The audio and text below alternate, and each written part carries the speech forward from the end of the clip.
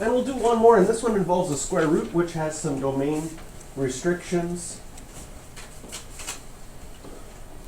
So in A here, we have g of f of x, and f of x is the square root of x.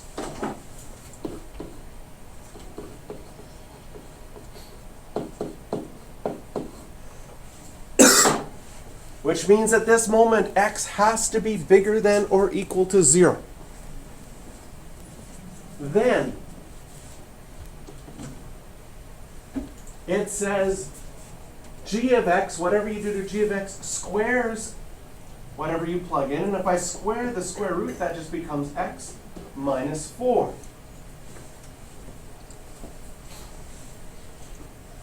So this was on the exam maybe 2 years ago, and lots of people got it wrong. Because the question said, graph the answer. Okay, so it wants you to graph x minus 4. And I'm going to show you what every student did. Well, not every student, a few.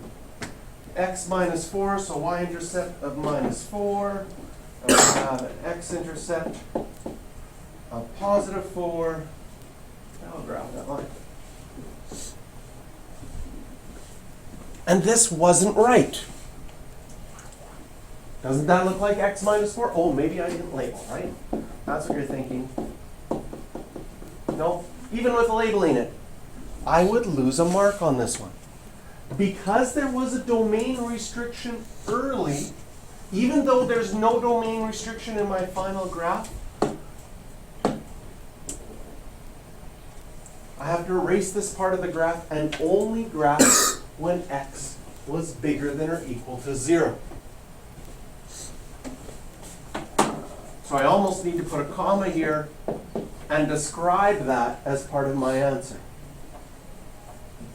Because just writing x minus 4 is actually wrong. We have x minus 4, but only when the x values are bigger than 0. Because we had a domain restriction earlier. Right? Just like in our rational unit, if you had a factor that canceled out, it's still a non-permissible value, then it showed up as a hole in your graph. So non-permissible values, if they happen early in the question, they don't go away. They will stay there, and you have to consider them all the way through.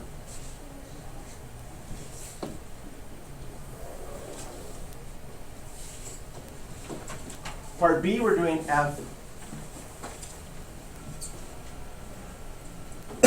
of g of x.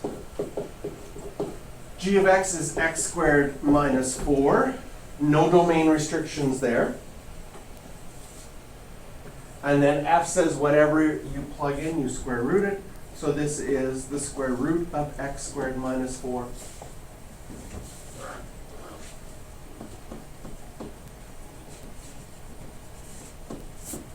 In purple,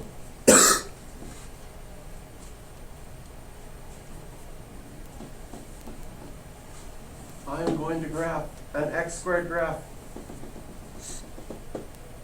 in dotted line here. This is my x squared graph minus 4.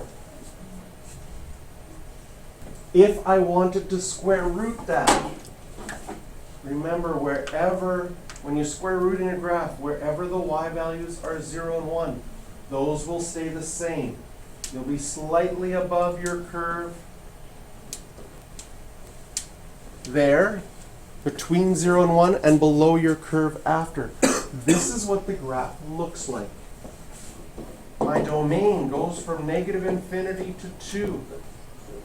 Negative 2, sorry. And then starts again at 2 and goes to infinity.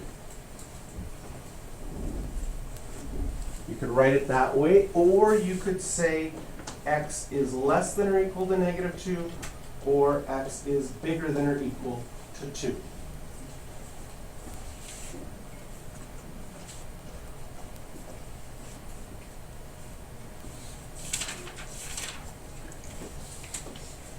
I solved the domain using my graph. I could have also solved my domain using my equation.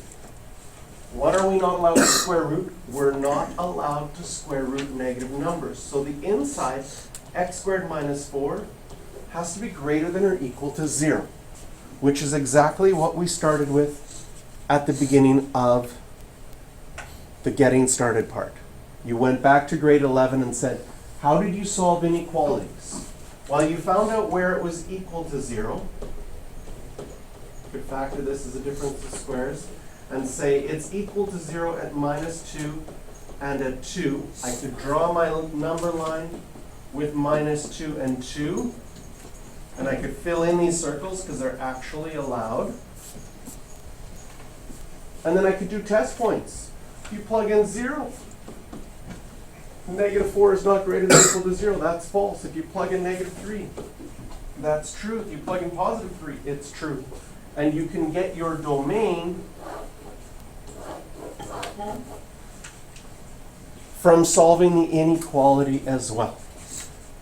So when a question's asking you for a domain, you can do it graphically, or you can do it algebraically.